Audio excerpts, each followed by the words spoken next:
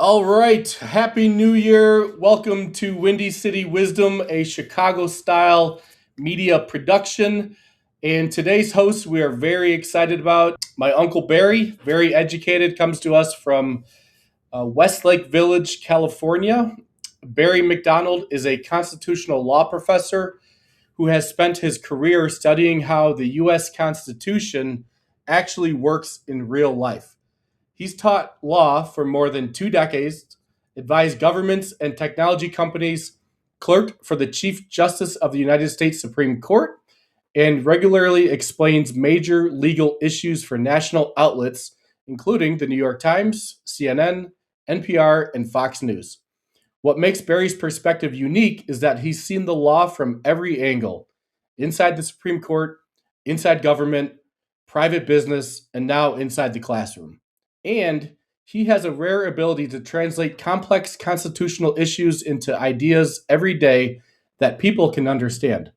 Barry earned his Juris Doctor from Northwestern University School of Law, graduating cum laude, and holds a Bachelor of Business Administration from Loyola University of Chicago, grounding his legal expertise in both rigorous scholarship and real world business principles with deep roots right here in Chicago. Barry, thank you for coming on the show today. It's my pleasure. I didn't know my nephew would become a famous podcaster, so that makes it even better. Well, thank you. We're trying, we're getting there.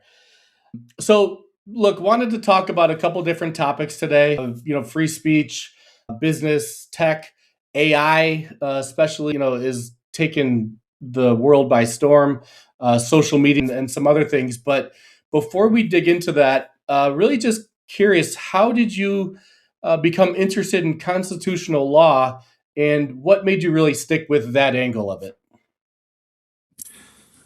Well, so I went to Northwestern for law school, like you said, and I enjoyed my studies in constitutional law, although I didn't at that time think I was going to do anything with them. I was just going to become a big firm lawyer, usually in the commercial world.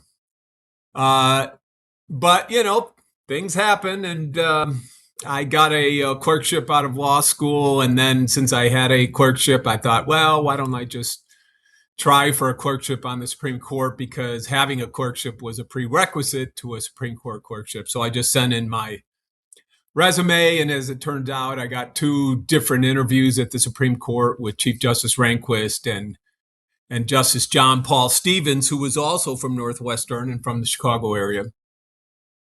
And as it just turned out, I got a job with Chief Justice Rehnquist and worked on a number of constitutional law opinions for him that he wrote on behalf of the court. And that sort of got me interested in constitutional law issues. After that, I went into the commercial world, though, and into big law. But after a while, I started missing constitutional law, so I decided to go into academia, where I eventually ended up teaching constitutional law. Interesting. Okay. So, with that, you've worked in a lot of different worlds, teaching government, private practice, and tech. Is there one, or which one do you think shaped how you think about legal decisions and how they're made? Well, I think it's a combination of, at least in terms of constitutional law decisions by the Supreme Court, it's a combination of having clerked there and seeing how the proverbial sausage is made. Sure. And also then being forced to sort of really think about these issues when I started teaching it. So having the experience and then having to sit down and really think through some of these issues, all of that really shaped how I believe constitutional law works in our country today.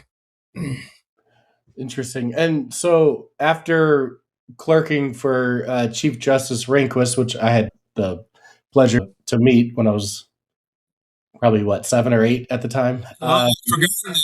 Yeah, well, that's great. Yeah. What's something do you think that people usually get wrong about how the Supreme Court actually works? Well, I'm always surprised at the most basic level when I talk to very sort of informed and educated individuals that they hold the opinion that when the Supreme Court issues a decision, especially on controversial issues, controversial social political issues, that Mhm. they're just sort of divining the tea leaves and objectively spouting what the law is. And that couldn't be further from the truth. The Supreme Court today is almost as much of a political body on those sorts of cases as is the legislative branch and the executive branch, and people don't really realize it. That a lot of these decisions are usually decided partisan voting blocks of uh, justices appointed Republican presidents versus justices appointed by Democratic presidents, and so when you're talking about Supreme Court decision making, you're talking about a lot of politics influencing those decisions, and that's why we see the battles we have seen when a Supreme Court seat becomes vacant. I mean, look at Brett Kavanaugh and the Yeah. battle that he went through, and but that's because people understand that politics matters and who fills a seat matters on the Supreme Court. Yeah, it makes sense, and it's definitely a touchy subject. I mean, would you say that, given the volatility of politics, at least in my opinion, seems to have increased, over the last 8, 12 years. But from where you sit, do you think that's the case? And then also, how has the Supreme Court's role changed in everyday life? Well, let's start with the last one first. I think the Supreme Court's role has changed dramatically from the founders' Mhm. vision of the Supreme Court. When you look at the Constitution, the founders devoted a whole 5 sentences to the federal judiciary and spent most of it constructing the Congress and the executive branch because they thought that the judiciary was just going to have a very sort of minor referee or umpire role when it came to, deciding lawsuits, Right. mainly between private parties. Mhm. But boy, the Supreme Court has evolved over the last 200 years to become one of the most powerful branches of government, issuing decisions on social and political issues that the founder would make the founders blanch, Mhm. essentially. It would make the founders blanch because Supreme Court justices, they're not elected, they're not accountable to the people. They are appointed for life. And so it's not an exaggeration to say that they almost reign like monarchs and queens Sure. from their seat and are able to sort of shape life in America without consequence. It's a very anti democratic institution in the sense that they're not accountable to the people. And it needs to be reformed. And that's not a mystery to a lot of people that follow these issues. In fact, President Biden had set up a bipartisan panel on reforming the Supreme Court, and it essentially went nowhere because of all the politics Sure. involved in it. So, So that's, it's just taken on a role in our life that the founders never would have countenanced. right. And how does that change? I mean, you mentioned President Biden tried to set up a reform, but is there, not to, say it's an act of Congress, but what does that actually, is it possible? To reform the court? Yes. Well, Congress has the power to do it under the Constitution. They are the ones that structure the Supreme Court, subject to certain basic limits. But, Congress is as partisan as anybody is. When the Republicans are in power and they have a Republican Supreme Court, they love the decisions that court issues. And when the Democrats are in power and the Democrats control the court, then they love the decisions that court issues. And so no one has an incentive to get together to reform the institution in a bipartisan way that Right. something like this would require. And it seems to be, I mean, if we're electing the Republicans or the Democrats every 4 to 8 years, does that stunt growth or progress? I mean, I know that there's life term limits, which, you know, I won't get into, but do you think that's something that ends up just stumping our growth, the American Well, people? I mean, yeah, in a way, because, let's say you're a Republican president and you get one or two appointments Right. to the court, those justices are usually going to reflect your views and the general views of the public who elected that president. But it's only going to be two of the justices on the court, and who knows what the other seven are, because they're representing a prior era in time. And so a lot of their views are sort of no longer reflecting the current views of the majority of Americans. And Sure. so that ends up making the Supreme Court a very unrepresentative body when it comes to sort of current societal views, values, etc. Right.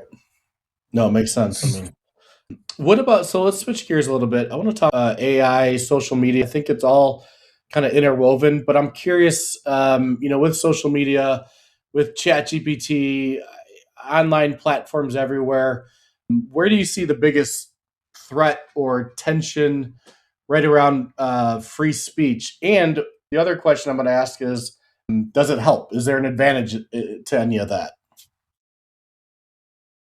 Oh, well, AI and social media, they're classic dual use technologies, as they call Mhm. it.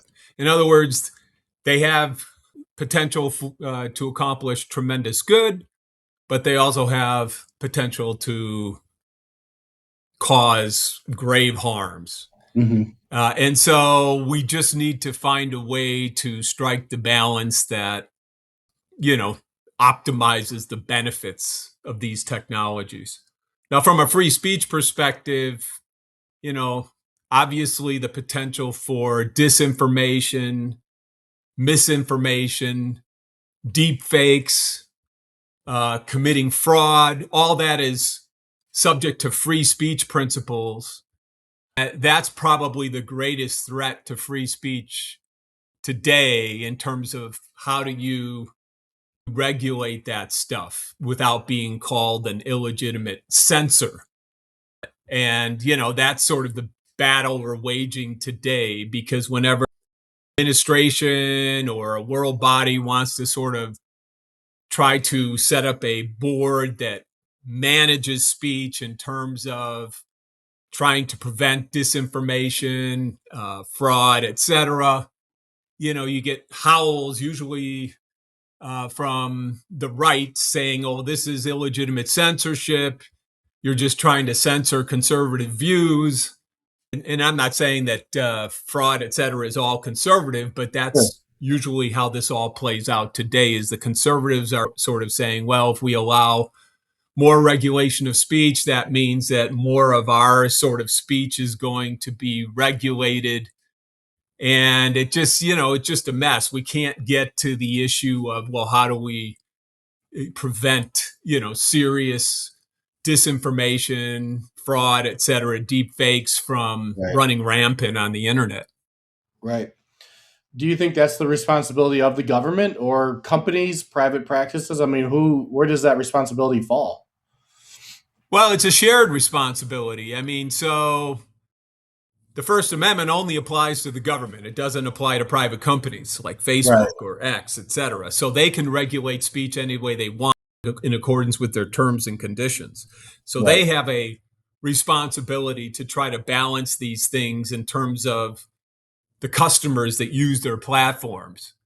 When it comes to government, now when it comes to sort of bringing down the heavy hammer of the law to address these things, this is where the Supreme Court gets involved, applying the very vague First Amendment that protects free speech. Well, what does that mean? And the Supreme Court really struggles with coming up with sort of speech protective principles that allows free speech to flourish like it should, Right. but also enables the government to try to do thing about disinformation, et cetera, that cause serious harm.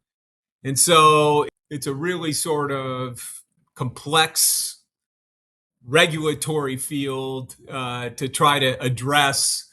And the Supreme Court sort of just jumps from one problem to another, and it tends to be, very inconsistent between decisions, and it usually ends up, pretty much of a mess.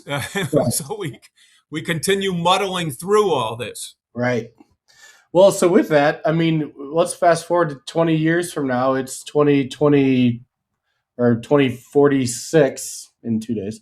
In 20 years from now, what impact does AI have on the world, in your opinion, and how different will free speech look then?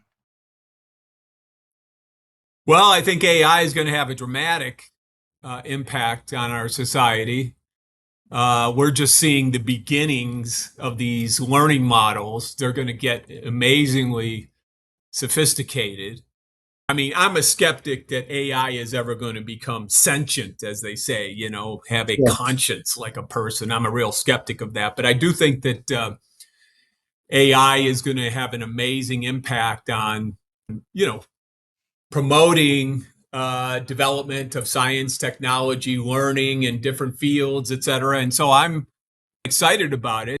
Again, but it comes back to, well, how do you promote all that good without and sort of limit the potential harm that people who are out to create mischief can make of Right. AI? And it's going to be we're just going to have to try to learn as AI evolves. And just like anything else in life, we're going to have to try to experiment with different sort of regulatory regimes or Sure. approaches to striking the right balance. And so we'll see how all that goes. But overall, I'm pretty optimistic about, what AI is going to do. I think that people are worried that it's going to take jobs, and I understand that.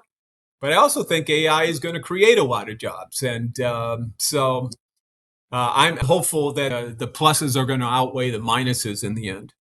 Yeah, no, that's interesting. Do you mind? Can you just expand on that a little bit? Because I think a lot of people automatically assume AI is going to take jobs. So when we talk about job creation, what does that look like, in your opinion? Well, I think it's going to, AI is going to open up new avenues for economic growth, for example, in different products and services. And, it's not going to operate on its own, as I think a lot of people may think. I think that it's going to have to be directed. And I don't think you're ever going to remove the element of human judgment Hmm. from a lot of important functions, et cetera. Sure. So, I'm no expert in this area. I'm a lawyer, right? What do I know about this? But my uninformed judgment is that, hopefully AI is going to create enough growth in different sectors, and people are going to get training so that, in the end, we end up with more jobs and more valuable and rewarding jobs than sort of manual labor or other type of jobs. Sure. No, absolutely. I know that there's definitely, it can increase efficiencies, but also, if used the right way, it can be great. If not, yeah, I think there's a lot of harm in it. In digital marketing, people assume that, well, everyone's a marketer. And, if I'm going to create content or if I'm going to create ads, a lot of algorithms pick up on copy and paste or, replication of an AI generated idea. And so, um, I always tell my team, use it to get your brain thinking a little bit, use it as a template, but then put in your real life experiences or your success stories or your opinions, your expertise, whatever the case is. I think of that all coupled together, because I tell people all the time, artificial intelligence, authenticity wins in an artificial world. Authentic intelligence is the real AI. And, when coupled with some artificial intelligence, in some regard, it can be powerful. But, this whole copy and paste idea, or everyone can kind of stand on their own, represent themselves, whatever the case is, short lived, in my opinion. So, Yeah, I Um, think that's wise counsel you're giving to your employees there, yeah, Pat. authenticity. Is there a constitutional or legal issue, in your opinion, that you wish more people were paying attention to right now? Uh, there are a number of them right now. I guess because I'm a political independent, right? Right. I'm not a Democrat. I'm not a Republican. I'm not conservative. I'm not liberal. I try to in my job is to teach my students how to think and not what to think. Um, but since the Supreme Court controls the conservatives control the Supreme Court right now, they're doing a lot of things that advance the conservative agenda. And so, since they're the ones with power right now, they sort of get my attention. Sure. And the two main things they're doing right now are in the area of the health of our democracy, and then in Second Amendment gun rights. So, starting with the health of our democracy, the conservatives on the Supreme Court believe that the ability to spend private money to influence elections is covered by free speech. That's highly debatable in terms of whether it's covered and how it's covered. But essentially, because 5 or 6 lawyers on the Supreme Court have decided that spending money in connection with political campaigns is free speech, that means that we can't put limits on to the extent that private parties can influence our politics in this country. Sure. And as more and more, and it's not necessarily the corporations, right? The corporations are usually trying to remain fairly neutral because their customer base is both on the left and the right. But it's the billionaires. More and more people are becoming billionaires. Yeah. More and more of those people are trying to influence our politics and spending vast amount of money, often in a dark system where Mhm. we don't know where the spending is going and who is spending it, to influence who can run, how they can run. They're having a dramatic influence on our democracy, and we really are limited in responding to that problem because 5 or 6 lawyers on the Supreme Court say, nope, that's all free speech, so let's just let the marketplace take care of that, which I think is a very naive perspective. And then political gerrymandering. The Supreme Court has also said that the court has no role in sort of overseeing excessive political gerrymandering by politicians to ensure their own seats and essentially take the votes out of the hands of citizens. So, political gerrymandering, private money in our political system, I think, are two major problems that are being exacerbated by the positions taken by the majority of the Supreme Court right now. Mhm. And also on the Second Amendment, I mean, as I teach my constitutional law class, the history of the Second Amendment isn't even that debatable. Most historians, legal historians, which I am not, but I Mhm. read what the position of the legal historians is, will tell you that the Second Amendment was not designed to guarantee an individual right to keep and bear arms. It was intended to protect the official state militias of the founding Right. era from being disarmed by the new standing army being created by the Constitution, the federal standing army. Sure. And those state militias have over time now transformed into the National Guard units that are actually funded and supervised by the federal government. So the whole point of the Second Amendment is fairly obsolete now. But the Supreme Court has taken this position, which I think is an erroneous position, that there's a fundamental right for individuals to have guns. And I say that's a bunch of hooey. I'm not saying that we ought to have gun control.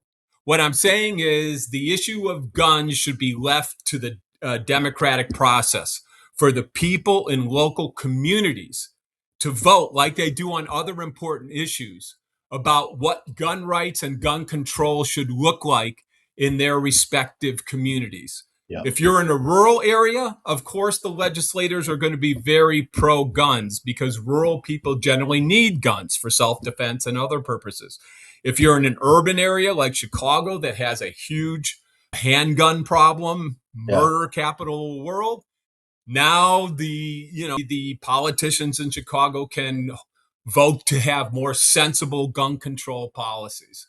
But it's, to have federal judges restricting the right of, the people's representatives to do things about this, it's Yeah. just it's just not a good situation.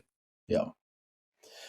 No, absolutely. And those are two, very hot topics that we hear, all the time. And to your point, how it looked, back then and how it looks today is completely different, often mistranslated. And, you hear a lot of people like, well, I got my rights, or freedom of speech, or, I got Second Amendment. And it's almost a cop out, because it's misunderstood, and it's been, I don't have a good term for it, but essentially trampled from what it actually meant to what it is today. So, Well, it's been reformed for sure. right, right.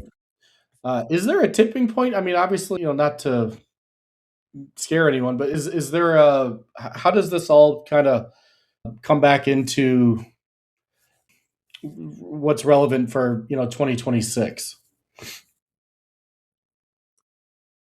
Well, I mean, it's relevant in the sense that, as I just said, to address problems of billionaires taking over our democracy, or Yeah, mass shootings and deaths. I mean, there's just so much we can do, our representatives can do, because the Supreme Court has hamstrung right, hamstrung our representatives in terms of potential solutions. And so, it has a current impact. And I'm not saying that the Supreme Court is just creating harm from the right. I mean, I think the left, when it controlled the Supreme Court for a long time, has abused their constitutional power as well.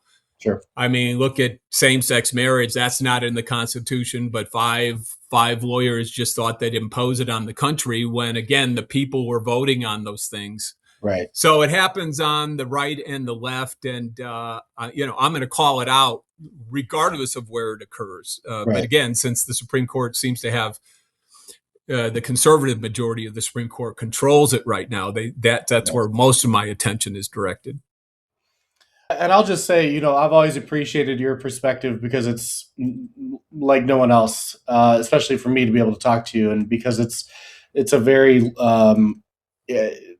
the approach is based off of the law, the legalities. It's not based off of a party or a group that you feel like you have to associate yourself with, because there's so many misconceptions. And like I said, it's a very volatile time where it's like, well, you have to be right. I have to agree with everything the right says, or I'm a Democrat, so I have to agree with everything the left says, and it's just very divisive. And so I've always appreciated your opinion. We're gonna lighten the mood a little bit, and I'm gonna put you on the hot seat for some rapid fire questions. But just to kind of mention, I think you made the perfect distinction when you said, I teach my students not what to think, but how to think. And as a father, that's, you know, I'm teaching my kids how to think, not what to think. And I think that all of society needs to hear that. And, so that's a great line. I wrote that down, and, I'll remember that for a long time. But I always appreciate your insights on this type of stuff. Well, thank you, Pat. You are my nephew, so people have to take that with a grain of salt. Exactly. All right, let's get on the put you on the hot seat. I remember you coming over when you lived in California when you were a Marine. That's right. And you came back from Iraq, and we just loved having you over. And, Yeah. Especially when my kids were young, to have you as a role model. And so I remember those days fondly. Well, I appreciate that. And I remember when the kids were little. Now I can't beat them in fantasy football to save my life. So, Well, you mean my kids? Yeah. or your kids. Yeah, exactly. They're pretty good at it. They found some podcaster that seems to know it all, so I'm going to have to get their secret recipe. It's not this podcast. I'll tell you that much. So, all right, let's have a little fun, a little rapid fire, and then we'll wrap up. So, just quick answers. Favorite season of the year?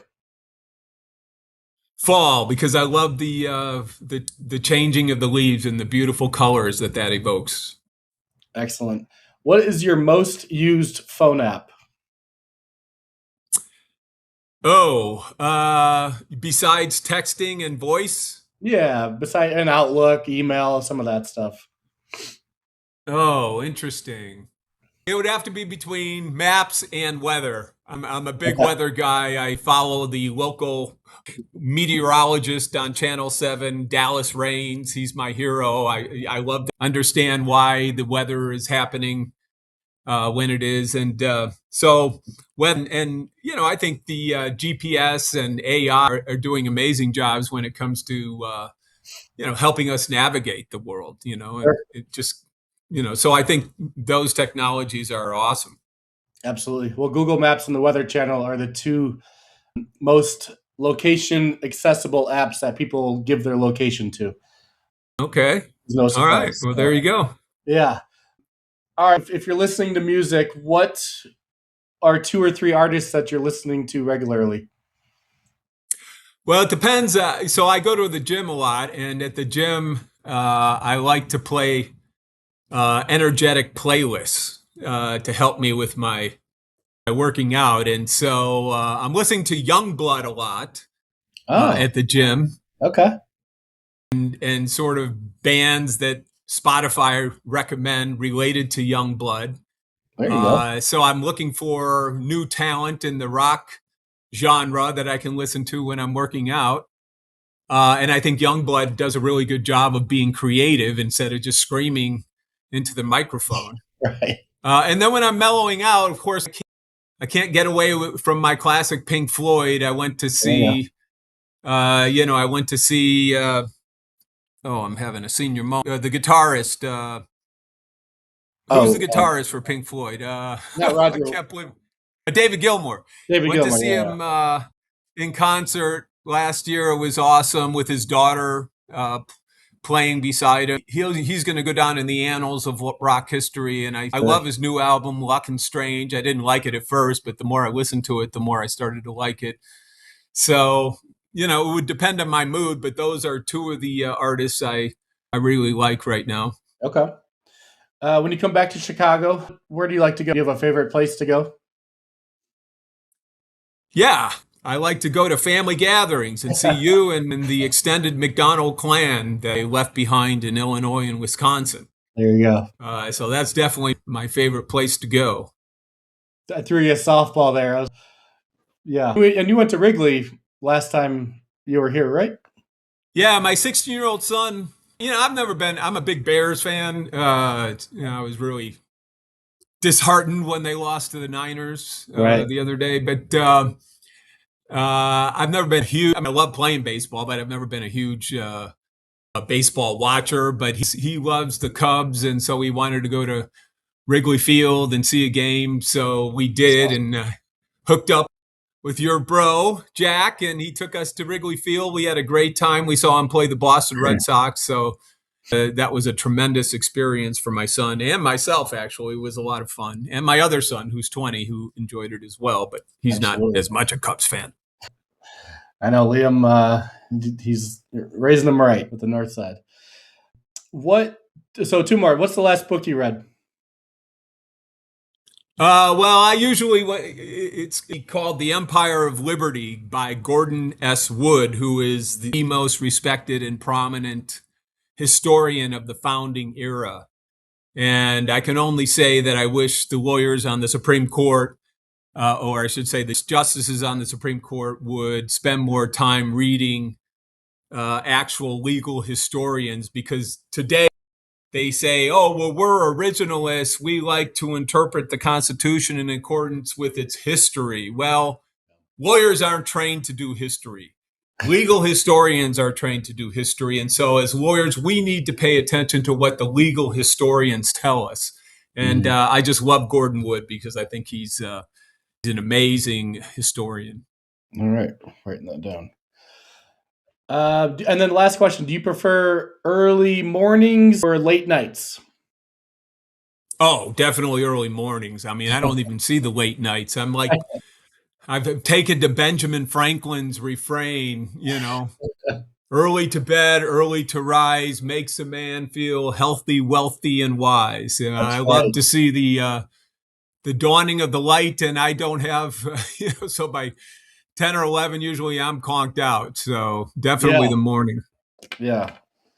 I subscribe to that as well. 10 or 11 is not often for me. I'm usually 9 o'clock. I'm out. So, There but you can only get in trouble after 9 or 10, I think. yeah, I'm too old for that. So, so Barry, as we wrap up, I mean, you've worked in a lot of different worlds: teaching, government, private practice, tech. I know firsthand you've lived in Virginia and Atlanta, California. I might be missing some here and there, but across your career and different things, everyone that you've come in contact with, is there someone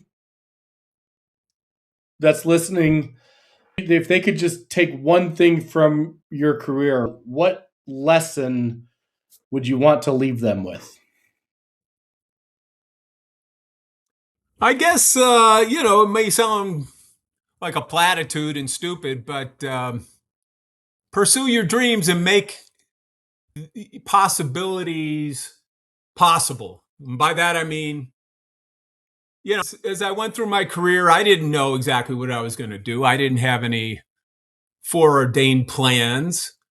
When I was a CPA right out of college, working for Arthur Andersen, a public accounting firm, I thought, well, maybe, being a lawyer eventually might be interesting. So I just took the LSAT, which is the entrance exam, not with any expectations, just to see how it went. If it went bad, I probably wouldn't pursue that, but it went well and I got a scholarship. So I made that possible. I didn't know I was going to do it, but I made it possible.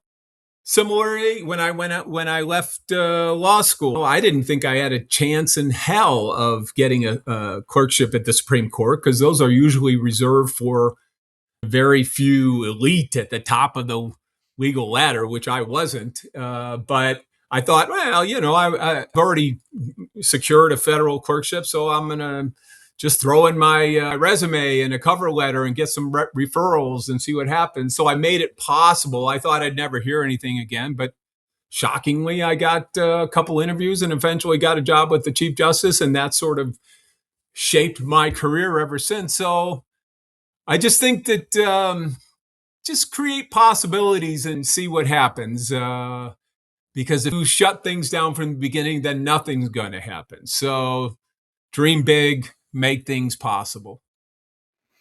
I love it. We don't hear it enough. So, Barry, this has been an incredible conversation. Thank you so much for coming on. As I mentioned, you really have the ability to take complex ideas about law, the Constitution, free speech, all these different things, and make them relevant and understandable in real life. And, I hope that listeners, when you emphasize again how to think, not what to think, that's why I enjoy our conversation so much, because it's just a reminder of it's more important to be your own person, and how to think, not what to think, especially when everything feels very loud and divided. So I appreciate it. I appreciate the time, the insight, the clarity, and this was an absolute pleasure. Thank you. Thank you, Pat. You're doing a great job as a podcaster, by the Thank way. you. All right.